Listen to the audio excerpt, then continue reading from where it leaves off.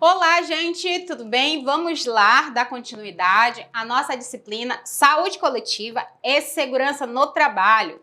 Eu me chamo Kellen, sou enfermeira e estou acompanhando vocês nessa disciplina. E hoje o tema da nossa aula será Programa Nacional de Imunização, né? Continuando falando ainda de imunização, nós vamos falar sobre o tópico 5.4. Tá? Nesse tópico, nós vamos falar sobre as doenças transmissíveis, né?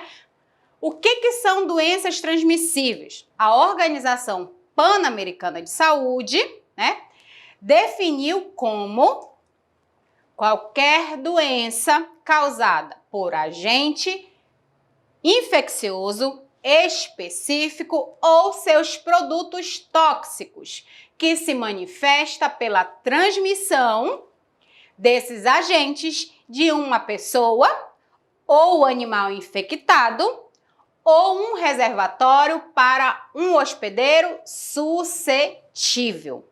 Aquele hospedeiro que está, aberto a receber uma contaminação. Né? Como assim, professor, eu vou estar aberta a receber uma contaminação?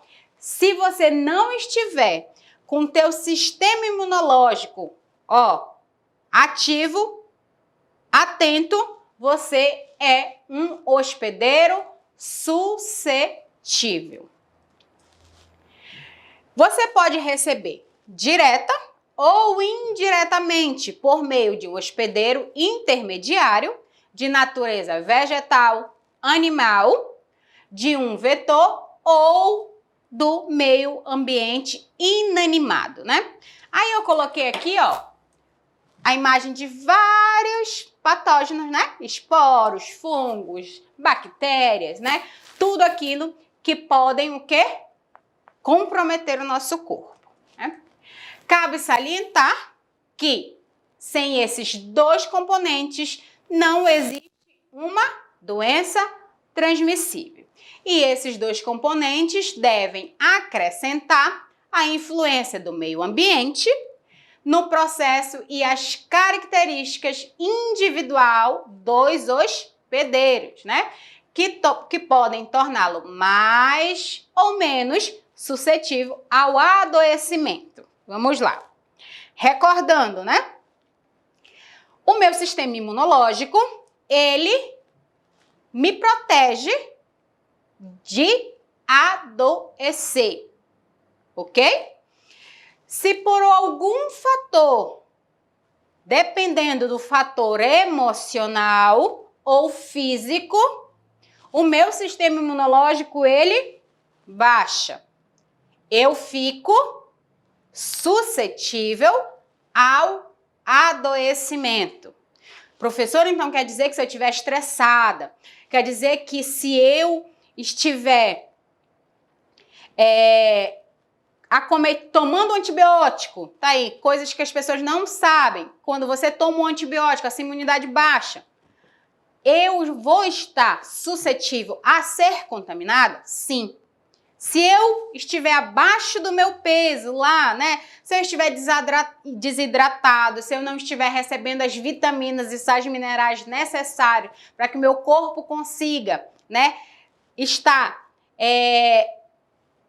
pronto, né? O meu sistema imunológico pronto para combater qualquer tipo de patógeno que estiver em contato comigo, eu vou ser um hospedeiro suscetível e vou estar o quê? Apto a adoecer. Eu vou estar o quê? Disponível ao adoecimento. Ainda hoje, né, várias doenças transmissíveis persistem entre a população brasileira de forma endêmica e, por vezes, existe o quê? Epidemia. Vamos lá saber a diferença, né? Vamos relembrar. Endemias são doenças características, né? Características de um determinado local, ocorrendo uma quantidade previsível de casos em um certo período de tempo. Exemplo, durante o mês tal e o mês tal, nós temos tantos casos de dengue. Isso aí é previsível. É uma endemia.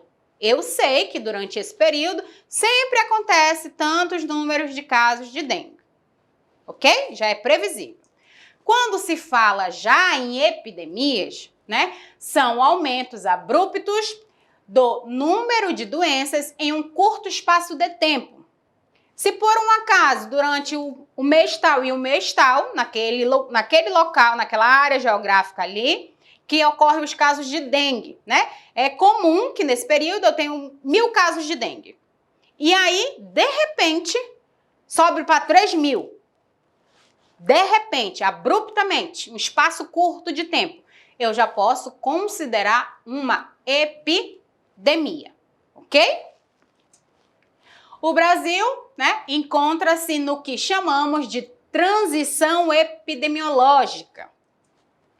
As doenças transmissíveis foram controladas, mas muitas persistem, né, na população. Já as doenças, os agravos não transmissíveis, começam a ter um papel importante na morbidade da população.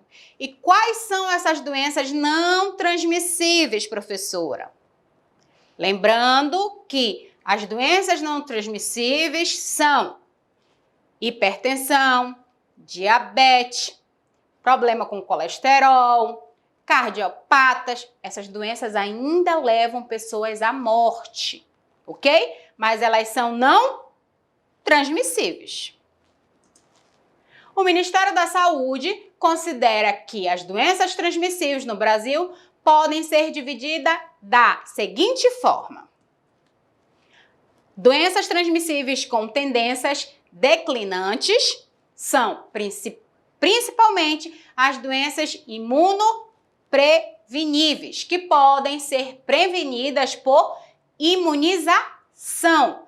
Todas aquelas doenças que nós temos as vacinas disponíveis pelo SUS, como a varicela, erradicada em 1973. A poliomielite, erradicada em 1989. O sarampo, eliminado, tá? A partir de 2000. A doença de Chagas e febre tifoide, doença com tendência à redução de casos. Então, todas aquelas doenças que nós temos imunização, vacinas que são disponibilizadas pela população, né? Nós podemos considerar doenças transmissíveis com tendências declinantes. Já existe doenças transmissíveis com quadro de persistência, que são as doenças que, apesar das ações de controle, mantêm-se com os níveis elevados, né? Com forte relação com as condições de vida da população, né? Então, de acordo com a condição de vida de cada indivíduo, essa doença ela pode persistir e os níveis continuam, sim, aumentando constantemente. A tuberculose, as hepatites virais, as meningites, a esquistossomose e a leishmaniose visceral e a tegumentar são exemplos dessas doenças, né? Todas essas doenças, elas são controláveis, né? A gente consegue controlar, mas elas são persistentes porque estão ligadas, né? Interligadas com a qualidade de vida de cada pessoa, né? Com o ambiente em que a pessoa vive, né? O habitat ali, o local que a pessoa vive. As doenças transmissíveis emergentes e reemergentes, né? Emergentes são as doenças que surgiram recentemente, como a AIDS, né? E aquelas cujo os agentes infecciosos sofreram modificações, possibilitando a infecção em humanos. Vamos lá, né? Aqueles vírus que sofreram mutação, como as gripes aviárias e suína, né? Já foram o quê? Modificados. Reemergente são doenças que foram controladas no passado, mas que por motivos, por vários motivos, condições sanitárias, alterações climáticas, baixa articulação entre os diversos setores públicos para cuidar dos problemas em comum, como o lixo, reapareceram, né? Uma doença aí que se coloca que anteriormente nós tínhamos, né, erradicado, tínhamos o título de erradicação, era o quê? O sarampo. Hoje, infelizmente, nós não temos por conta da imigração, né? Lá aqui no Brasil é obrigatório, né, a vacinação, né? Está até lá no Estatuto da Criança e do Adolescente, né? Que é o quê? Direito das crianças serem imunizadas. Mas só que lá no país vizinho não se cobra a imunização e muito menos o governo, ele distribui as vacinas gratuitamente, como faz o nosso país. A dengue é um bom exemplo, né? Pois ainda hoje causa epidemias em grandes e pequenas cidades. Infelizmente, mesmo que todo ano se faça campanha relacionada à limpeza do quintal, não deixar água parada, virar as garrafas de cabeça para baixo, não deixar pneu, né? Cobrir a caixa d'água, cuidar lá dos vasinhos de planta para não acumular água, limpar aquela água que fica atrás da geladeira, não deixar água parada, mesmo com toda a propagação de informação, infelizmente, as pessoas ainda são acometidas pela dengue por conta de que o contexto, a comunidade, no geral, não faz o que é para ser feito em relação à limpeza do seu quintal, né? Muitas das vezes, eu como vizinha faço a minha parte, mas o meu vizinho não faz a parte dele. E aí, o mosquito da dengue prolifera lá no quintal dele e vem, o quê? Me causar um dano. Infelizmente, né? Causa danos a mim. Então, eu vou ficar doente. As características gerais das doenças transmissíveis. Quais são essas características, né? Essa cadeia pode ser chamada de cadeia de transmissão de doenças ou cadeia epidemiológica. Primeiro, acontece o seguinte. Precisamos o quê? De um agente infeccioso, uma fonte, a porta de saída, a forma de transmissão, a porta de entrada e um hospedeiro suscetível. Para que eu não vire um hospedeiro suscetível, eu preciso estar com a minha imunidade boa, ok? O desenvolvimento da doença. Para a solha, os agentes infecciosos causam doenças a partir da ação que exercem no organismo, que podem ser a invasão e destruição dos tecidos do hospedeiro, produção de toxinas que interferem no funcionamento do corpo, como no caso de Clostridium tetânico, causador do tétano, o qual libera toxinas que causam alterações no sistema nervoso. Ele vai o quê? Comprometer todo o meu sistema nervoso. A expoliação, situação em que o agente rouba nutrientes do hospedeiro, como acontece nas infecções parasitárias, causada pelo quê? Pela tênia, né? Que é o quê? Um parasita, uma verme que habita dentro do nosso intestino. Ação mecânica, quando ocorre a destruição de um local pela simples presença do agente, caso a obstrução intestinal causa, né, o caso de obstrução intestinal como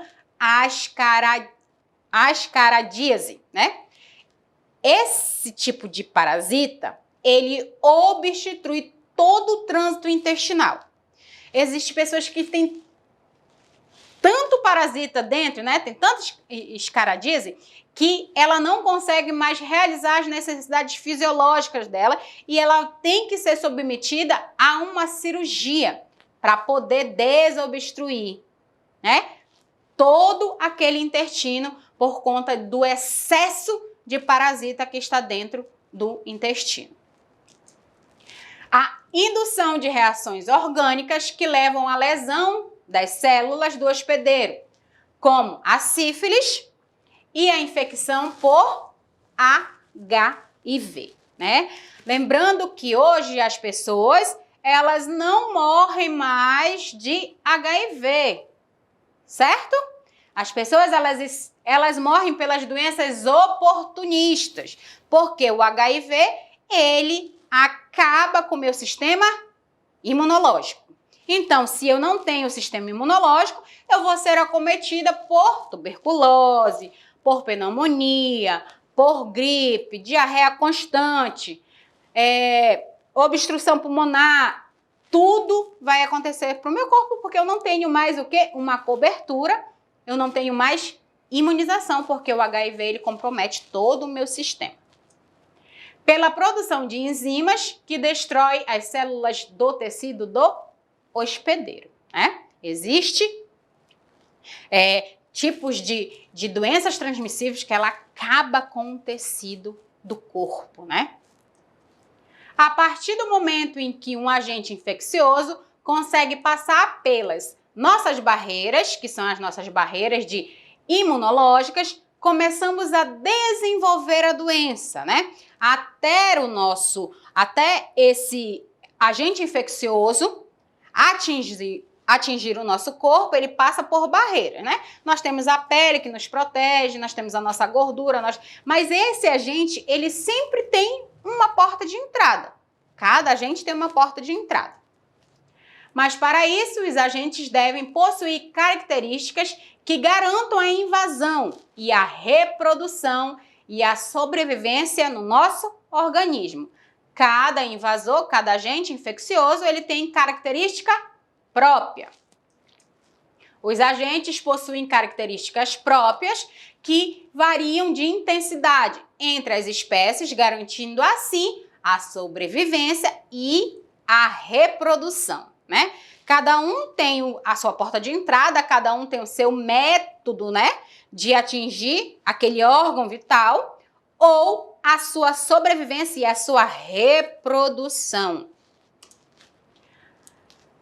De acordo com a infectividade, acontece o quê? A capacidade que permite o organismo romper as barreiras protetoras de outros organismos, invadindo-o e se reproduzindo nele, né? Hoje nós estamos aí vivendo uma pandemia de um vírus que tem o quê? Alto grau de infectividade. Ele tem a capacidade de invadir rápido o nosso corpo, né? Então, é por isso que nós temos que ter o cuidado redobrado, tá, gente? Lembrando que ainda estamos em pandemia. Pode até parecer que não estamos mais, né? Para muitas pessoas, parece que nada está acontecendo, mas nós ainda estamos, ainda não descobriram a vacina, então nós temos que tomar todos os cuidados necessários, né? Todas as medidas de prevenção. A patogenicidade, que é a capacidade de reproduzir a doença com a sintomatologia mais ou menos aparente, né?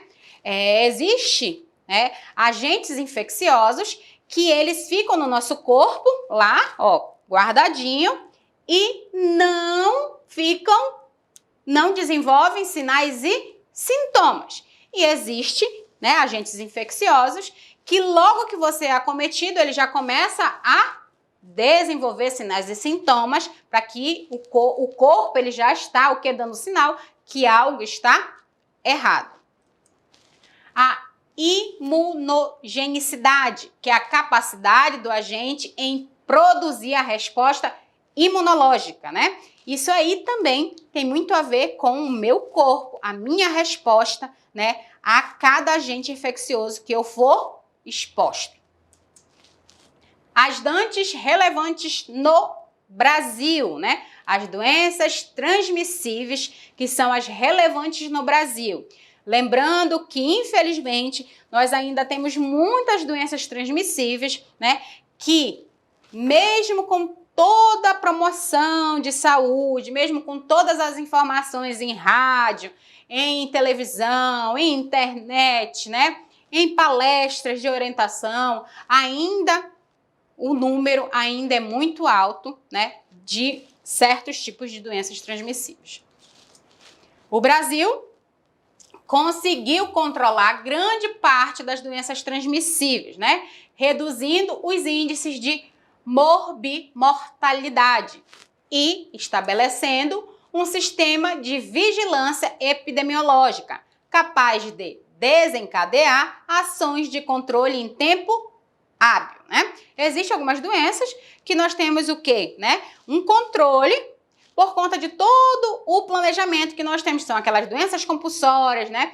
Uma pessoa que chega numa unidade básica de saúde que está cometida de tuberculose, automaticamente nós temos que notificar. Por quê? Porque vai ser preciso monitorar todas as pessoas que tiveram contato com aquele que está cometido pela tuberculose. Por quê? Porque o grau de infectividade é muito alto. Então, eu preciso saber se aquelas outras pessoas não estão contaminadas, porque elas podem propagar a doença ainda mais. Principais programas que visam o controle das doenças transmissíveis no Brasil. Nós temos vários programas que trabalham diretamente no controle dessas doenças, ok?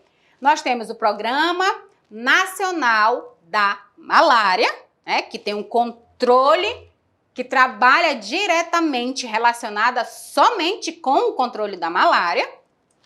A malária, conhecida também como febre terça, ou, né, a batedeira, né, que é uma febre que geralmente a febre da malária, ela acomete as pessoas no entardecer, uma febre muito alta, a pessoa fica batendo mesmo, batendo os dentes, tem febrão mesmo, né? É uma doença que ela é causada por um protozoário, né? Então, muitas das pessoas não sabem que o mosquito, ele contamina a pessoa com as suas fezes. Não é na hora que ele pica a pessoa, certo? Ele pica e defeca. E aí, na hora que ele defeca, ele contamina a pessoa através das suas fezes. Entenderam? Muitas pessoas achavam que era pela picada, mas não é. Ele pica e ele defeca e as fezes contaminam o hospedeiro, né? E aí nós temos a malária, que são dois tipos, a vivax, né? E a falcíparo, e é transmitida pelo mosquito fêmea, ok? Sempre é a fêmea que está lá contaminada com um protozoário. A doença é endêmica na região amazônica, nas regiões cobertas pela Mata Atlântica, né? Todas aquelas regiões que são cobertas pela floresta amazônica e pela Mata Atlântica, elas podem surgir casos de malária, né? E também na região centro-oeste do Brasil, que aí estão inclusos Rio de Janeiro, Espírito Santo, São Paulo, né? Também podem surgir casos de febre amarela. O Programa Nacional do Controle da Dengue também é um programa que existe e trabalha para o combate direto da dengue, né? Lembrando que o mosquito da dengue é esse aqui, ó, tá? Todo pintadinho, ele é diferente dos outros pernilongos, ou mosquito, não sei como vocês chamam, né? Ele é diferente, ó, tá? Ele é todo pintadinho. Esse é o mosquito da dengue, né? Dengue é causada pelo vírus da família Flaviviridae em 4 tipos, né? São 4 tipos. A transmissão acontece pela picada do vetor, a fêmea, né? Que transmite do Aedes aegypti, sempre a fêmea, né? Meu Deus do céu, a gente sempre tem que levar a culpa de alguma coisa. A doença pode ser apresentada de duas formas. A dengue a clássica, né? Que os sinais são febre alta, né? Mal-estar, né? O início, né? Súbito, fadiga, dor no né? Retroorbitário, atrás dos olhos, e dores nas articulações. As articulações ficam comprometidas. Essa é a dengue clássica, né? Pode haver vômitos e fezes amolecidas, compromete o sistema gastrointestinal. Tem a febre hemorrágica, que tem o que? A dengue hemorrágica, né? Que também é uma das que mais causam morte, óbitos. E aí agora, nós vamos falar das políticas nacionais de IST e AIDS, o programa que trabalha diretamente relacionado às ISTs e AIDS.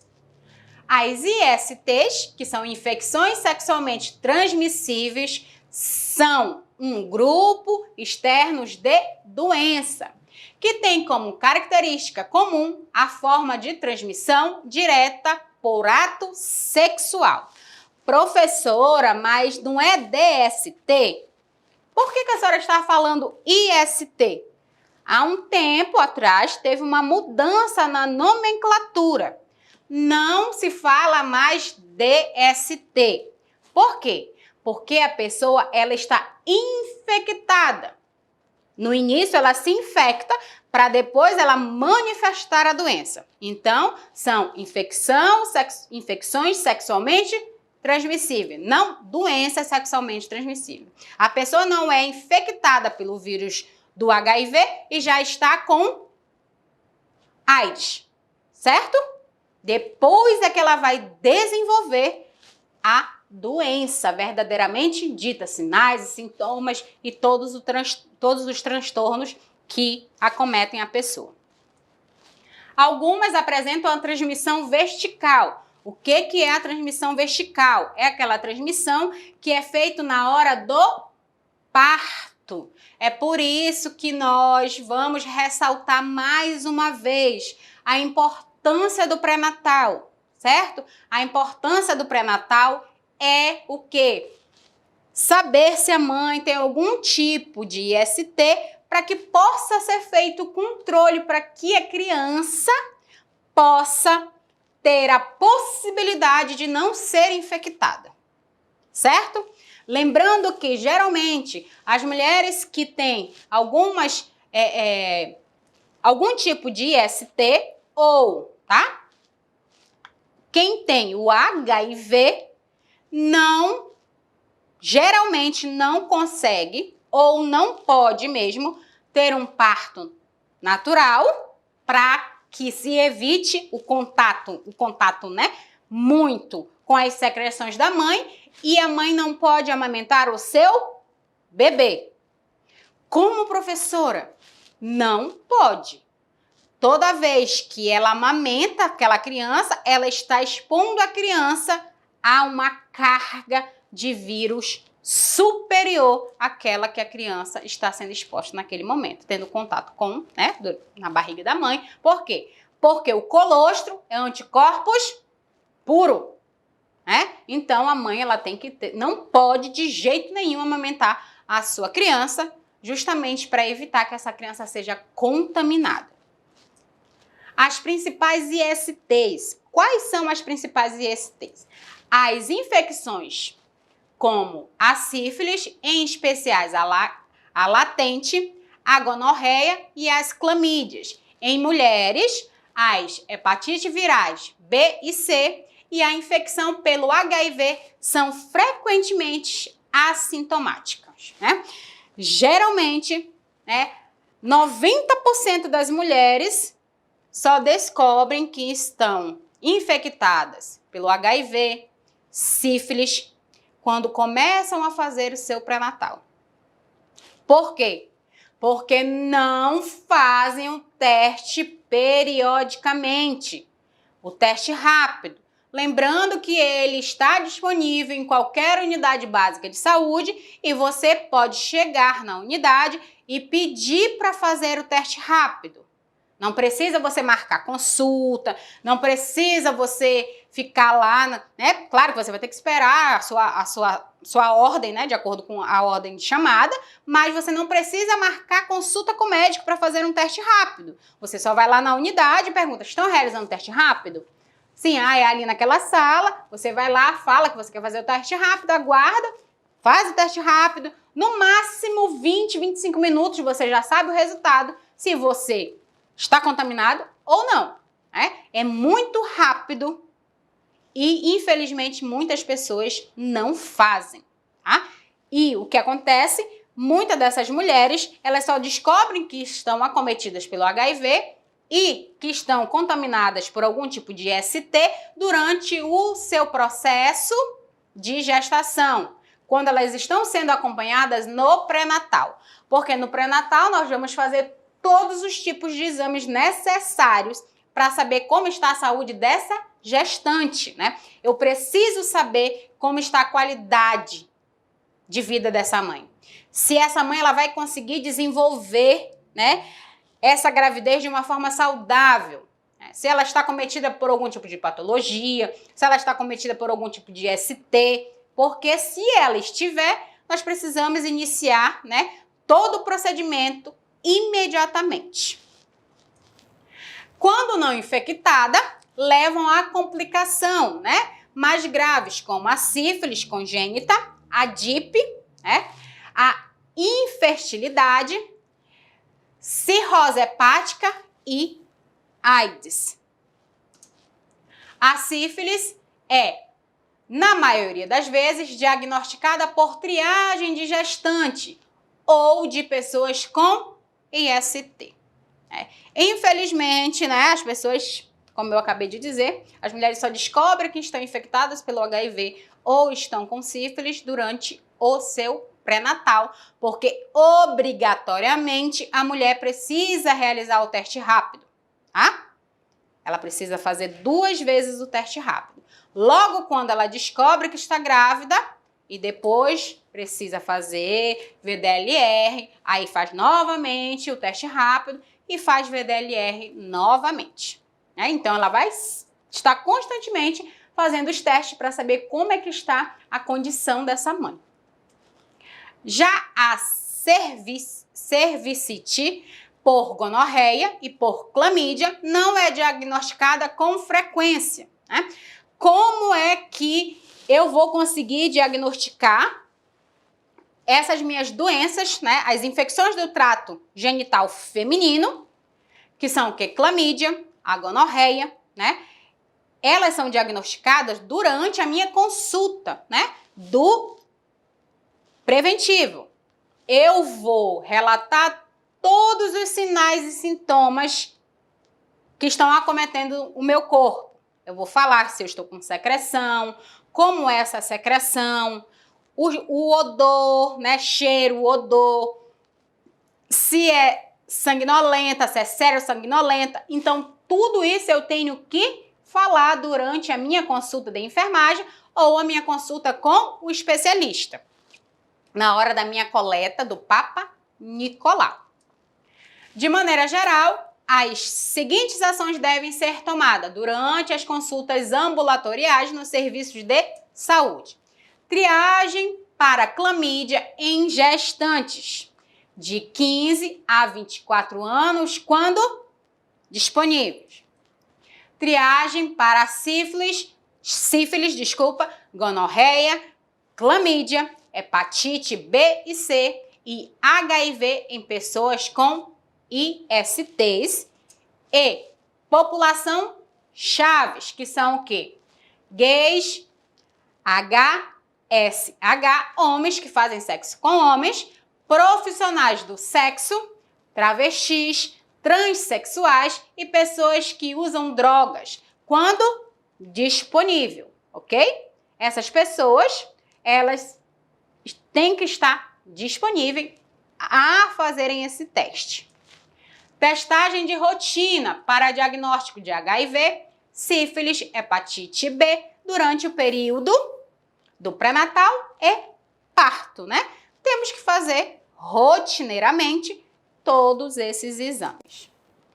Conforme recomenda, né, todos os protocolos, todos os procedimentos para a prevenção da transmissão vertical, tratamento das infecções identificadas, tratamento das parceiras sexuais para as mesmas infecções apresentadas pelo índice, independente da presença de sinais ou sintomas.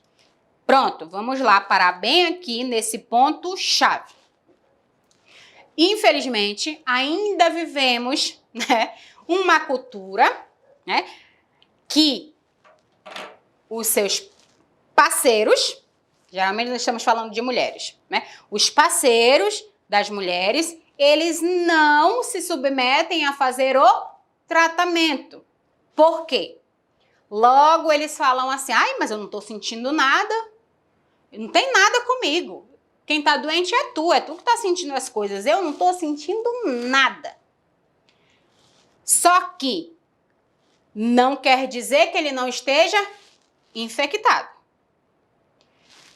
Graças a Deus, eu digo graças a Deus, nós mulheres, o nosso canal ele é mais curto, então os nossos sinais e sintomas vão ser rápidos. O homem ele tem o canal mais comprido e muitas das vezes ele só vai manifestar quando a coisa já estiver bem feia. Aí ele vai manifestar. Mas antes disso, muitos homens, claro que toda regra tem sua exceção, aqueles homens que são bem informados, aqueles homens que gostam de cuidar da sua parceira, gostam de saber o que está passando no corpo da sua parceira, para eles saber o que está passando no seu corpo, eles vão fazer o tratamento tal igual como a mulher está fazendo, a parceira está fazendo, para evitar que a sua parceira adoeça, né? Muitas das vezes as mulheres elas deixam de fazer o tratamento completo por conta de que o parceiro não pode esperar ela acabar de fazer o tratamento. E aí ela compromete o próprio corpo para satisfazer a vontade do seu parceiro. Só que isso não prejudica só o corpo da mulher, prejudica o corpo do parceiro também, tá? Se a mulher não faz o tratamento adequado,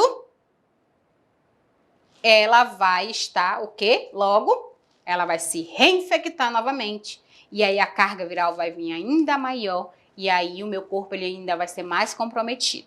Então, temos que ter a mente aberta em relação a esse tipo de abordagem quando nós formos nos colocar para falar em relação às ISTs e o tratamento conjunto, que não pode ser um tratamento separado, tá? Nós temos que sempre conscientizar os casais que tem que ser tratado os dois, não pode tratar somente um. E vamos lá falar dos sintomas da sífilis, né? Lembrando que existe a sífilis primária, secundária e a terciária, né? A primária, né, quando ainda aparecem pequenas lesões, a secundária já está aparecendo o quê? Manifestações clínicas, né, feridas, aparecem essas manifestações. E a terciária, ela já começa a comprometer órgãos vitais do nosso corpo, né? Ela pode comprometer os meus órgãos vitais, que é aquela sífilis mais severa, né? Parece, né? Aqui parece uma urticária, o corpo ele fica todo acometido daquelas bolinhas bem vermelhinhas ali, né? Que comprometem o corpo. Aparecem erosões ou lesões, feridas abertas que são, muitas das vezes, dói, né? Acometem o quê? Dores locais nos músculos, no corpo pode acontecer fadiga, né? Febre, mal-estar ou perda de apetite. Na região genital, protuberâncias como verrugas nos genitais, úlceras ou úlceras indolores, né? Úlceras que ao toque tem a sensibilidade, dói, ou úlcera que você pode tocar lá e não vai sentir nada, né? Também é comum ter dor de cabeça, dor de garganta, erupção nos pés, nas mãos, inchaço dos glândulos ou perda de peso, né? Lembrando que nós temos aqui os nossos linfonódulos aqui, ó, na garganta, né, inguinal, todos eles ficam bem edemasiados porque é sinal de que o meu corpo está sendo acometido por algum tipo de inflamação, infecção, né? O meu corpo ele está dando sinal que algo está errado. A gonorreia e clamídia, que acomete muito mulheres, homens, né? A clamídia e a gonorreia são infecções causadas por bactérias que podem atingir os órgãos genitais femininos e masculinos, né? Eu trouxe aqui a imagem para vocês, ó. Aqui, ó. Aqui é o que? Gram-negativo, que é uma bactéria, tá? O Diplococcus gram-negativos, que é a bactéria da gonorreia. Ó, no pênis do homem sai o que? Uma secreção purulenta. Na vagina da mulher, igualmente, ok?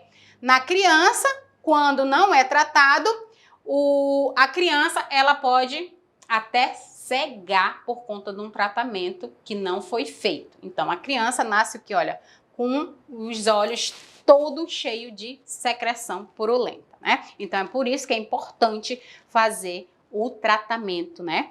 E adequado. A clamídia é muito comum entre os adolescentes e adultos jovens, podendo causar graves problemas de saúde, né? A gonorreia pode infectar pênis, colo do útero e o reto, canal anal, a garganta e os olhos. Então, lembrando que não se é contaminado por gonorreia ou clamídia, né? Gonorreia, clamídia, somente na hora do ato sexual. Você também pode ser contaminada durante as preliminares, né? Sexo oral, sem uso do preservativo, ok? Também você pode ser acometido pela gonorreia. As hepatites virais, que são comuns, né? As hepatites virais são causadas por diferentes agentes etiológicos que têm em comum o tropópios primários pelo tecido hepático. Ele vai lá direto no nosso fígado, ok? Vai lá trabalhar. Nessa seção serão consideradas as hepatites virais, que é B e C, devido à sua mortalidade e via de transmissão comum a outras ISTs, né?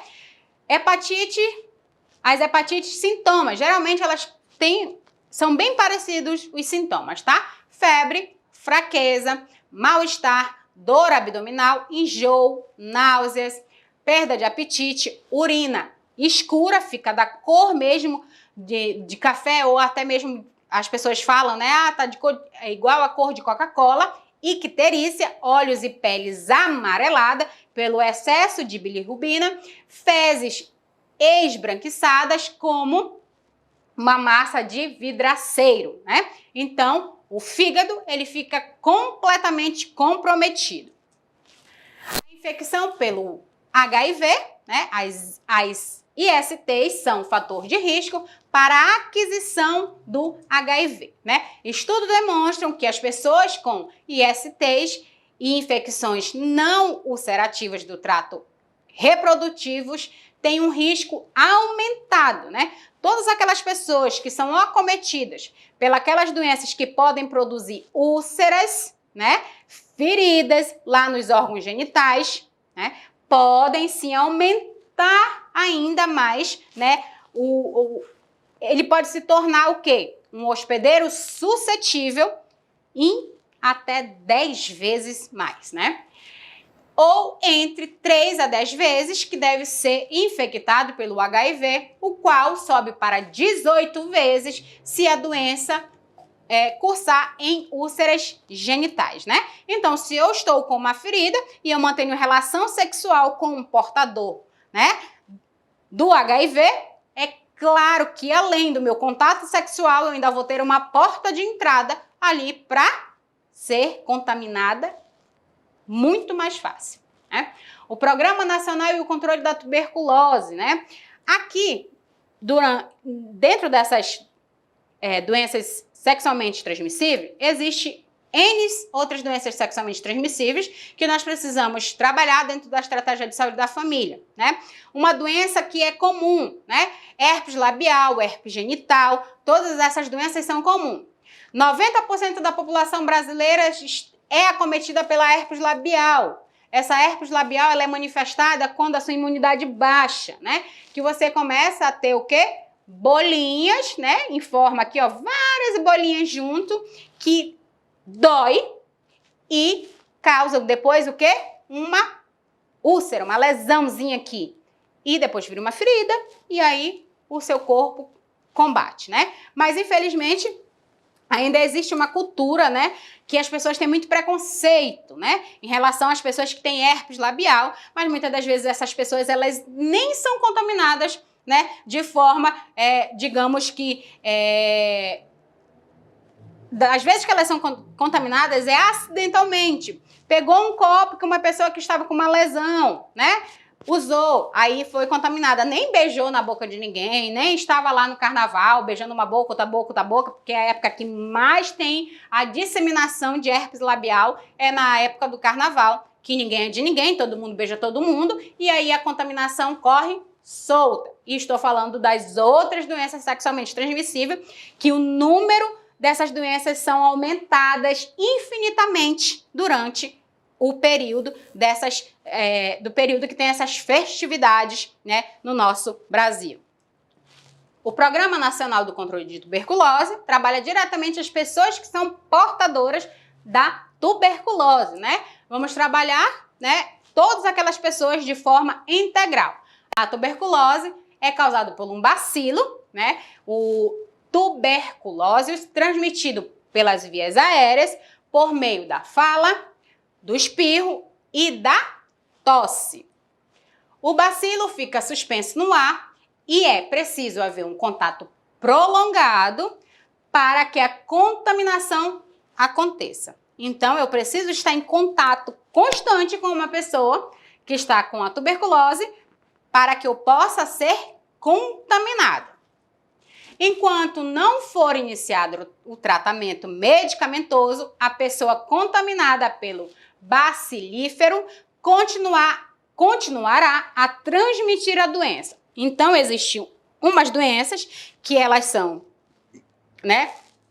Aquelas doenças que elas têm as notificações compulsórias e precisam ser assistidas. Então, a primeira medicação que eu vou dar para o meu paciente de tuberculose, eu tenho que ver ele tomando. A medicação dele vai ter que ser assistida. Eu vou ter que ver ele tomando a medicação. Por quê? Porque antes o que acontecia, né? Ia no posto, pegava a medicação, levava para casa e não tomava a primeira dose. Porque enquanto não começa o tratamento, ele continua disseminando o vírus. A partir do tratamento que começa o tratamento, a infectibilidade, né? A infectividade já começa a diminuir. A transmissão começa a cair. Então, por conta disso, hoje nós temos que assistir o paciente a tomar a medicação. Geralmente, nós vamos logo medicar no posto, ou mesmo o agente de saúde, se não tiver ainda medicação naquele momento lá, né, disponível, pode acontecer ou não é para acontecer, mas infelizmente às vezes acontece, o agente de saúde pode levar lá na casa da pessoa que está acometida pela tuberculose, entregar o medicamento, mas tem que esperar ele tomar a medicação. Ai, professor, mas ninguém, criança, não interessa. Eu vou ter que... Tomou? Abre a boca, deixa eu ver se tomou mesmo. Tem que ter certeza. Por quê? Muitas das vezes as pessoas param o tratamento da tuberculose no meio. Assim, ó, parou o processo. E aí tem o quê? Decai, né? Tem uma recaída e o corpo ele está mais debilitado e aí a tuberculose ela vem ainda com mais força. Por quê? Porque o corpo já está debilitado e aí a pessoa não faz o tratamento correto, e aí, de novo, compromete o corpo, a imunidade dele baixa, todo aquele ciclo volta novamente, né? Então, por isso que temos que ter essa responsabilidade, né? Aí nós temos o Programa Nacional de Prevenção, né? E controle das hepatites virais, né? As hepatites virais, que são aquelas hepatites que estão divididas de acordo com o tipo de vírus que causam. São hepatite A, hepatite B, hepatite C, D e E. Todas possuem sintomatologia semelhante, né? Com presença de fadiga e inapetência, baixo consumo alimentar. Geralmente as pessoas ficam bastante magras, né? Porque elas não têm vontade de comer. Então, logo, o peso delas vai baixar. A intolerância a alimentos gordurosos, em alguns casos, possuem o quê? Icterícia, a coloração amarelada na pele e mucosas. Febre, fadiga, desconforto abdominal, vômito e entre outros os sintomas. Todos esses sinais e sintomas dessas doenças transmissíveis, eles são acompanhados por todos os programas que são disponíveis e por todo o programa lá, né? Todos os programas e também juntamente com a estratégia de saúde da família, né? Que toda vez que chegar alguma doença, né, transmissível, que são aquelas que têm notificação compulsória, nós vamos que, né, obrigatoriamente notificar para que a epidemiologia consiga trabalhar com as suas ações, né, as estratégias para ter o combate de todos esses tipos de infecção, né? Então, as infecções transmissíveis são aquelas doenças que podem acometer o meu corpo, né, de N formas, né? Lembrando que a melhor maneira de você se prevenir de qualquer doença sexualmente transmissível é o quê? O uso do preservativo. Lembrando que o Ministério da Saúde trabalha com dupla proteção: preservativo e o uso do contraceptivo da escolha do paciente, ok? Então, muito obrigado. Eu espero que vocês tenham gostado e a gente se vê na nossa próxima videoaula. Beijo, tchau!